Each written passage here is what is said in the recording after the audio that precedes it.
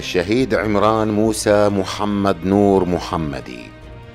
ولد الشهيد عمران موسى محمد نور في عام 1944 ببغداد.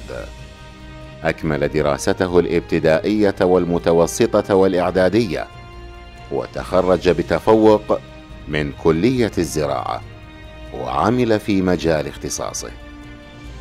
اعتقل الشهيد في عام 1981 من قبل النظام البعثي السابق، بعد أن هجرت عائلته وصودرت جميع أموالهم المنقولة وغير المنقولة.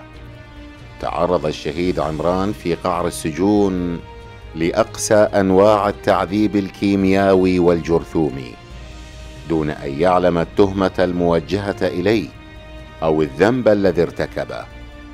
أعدم الشهيد عمران في عام 1983.